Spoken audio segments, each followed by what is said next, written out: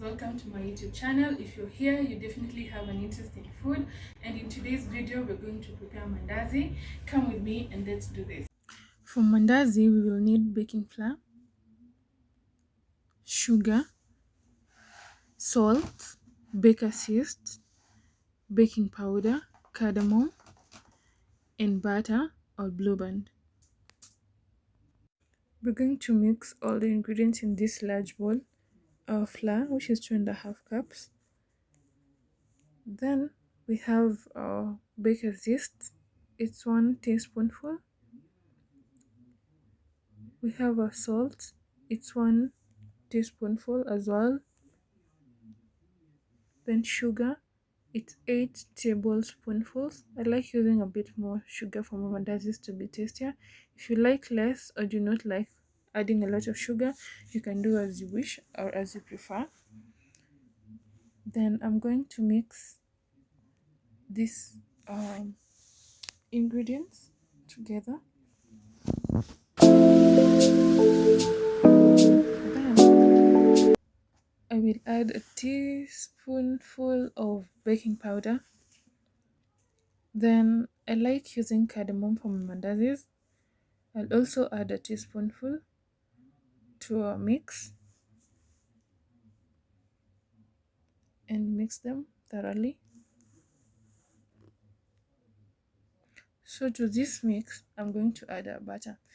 My secret to soft mandazi is mixing the butter to the flour, to all the dry ingredients, and properly kneading it. So I'm going to use blueband, 3 scoops, and I'm using a tablespoon to scoop that. Then mix to ensure that the butter has mixed with all the flour. Now we are going to add our warm water into our flour mix, and we're going to do so bit by bit until we have enough of the water, until we feel it will allow us to get dough that is not sticky, that is smooth and soft, not too soft and not so hard.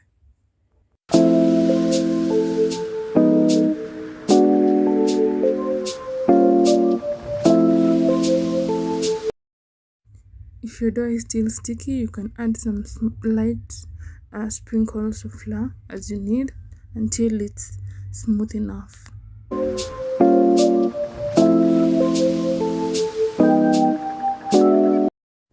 Our dough is coming along very well, so we will need a little oil that we will use to oil the surface of the dough to prevent the dough from drying when we leave it to rise.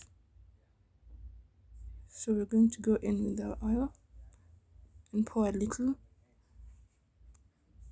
and then slowly slightly knead it on the surface, and leave our dough to rise.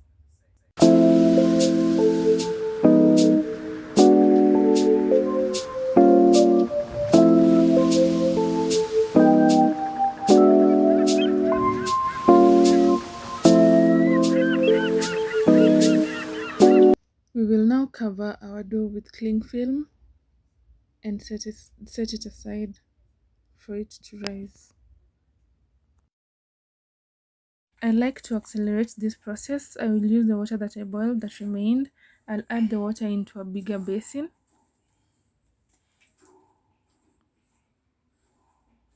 Then place my bowl into the basin and cover it. Then leave it to set it aside for 15 or less minutes. If you leave it at room temperature or live in a place that is colder, it may take time. So this way it will take less time. 20 minutes later, our dough is ready. It's risen. So we're going to take it out. I take it out of the water, the warm water that I had placed in the basin. Then we'll start working on it.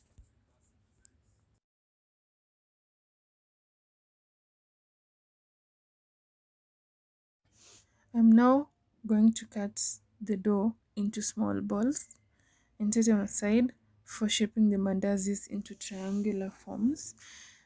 And before that, we're going to light our burner so that our vegetable oil heats and gets ready by the time we are done shaping our mandazis.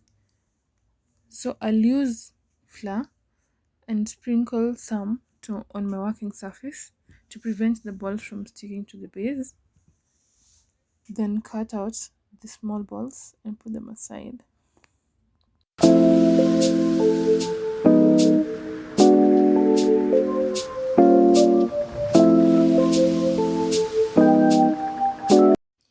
If you don't mind about the shape of your mandazis, you can shape them in any way. You can have them round or squares.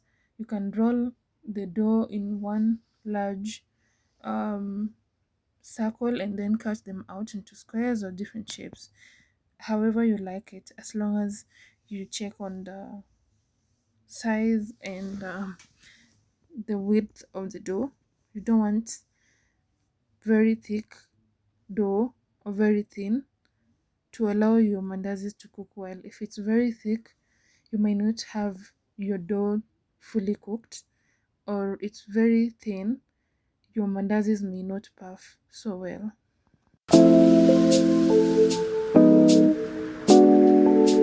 To check if your oil is ready, insert the tip of your rolling pin or cooking stick, and if it bubbles like this, then your oil is ready. Now let's fry our mandazi. You put them one by one like that.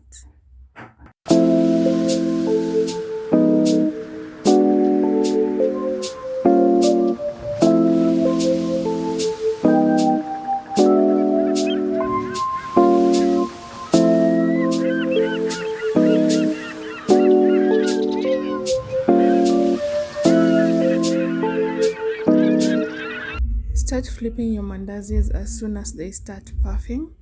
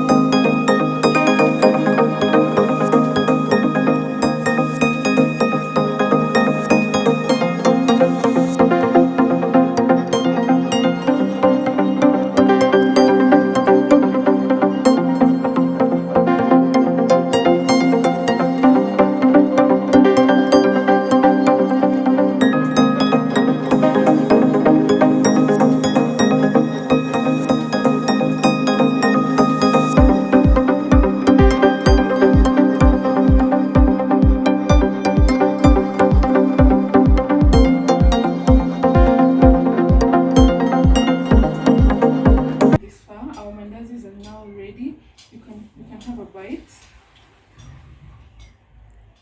So yummy. They're so crunchy on the outside and soft on the inside. You can have them for breakfast with your tea or have them as a snack. Thank you and subscribe. Thank you for the love that you showed in my previous video, and thank you for all the subscriptions and all the views.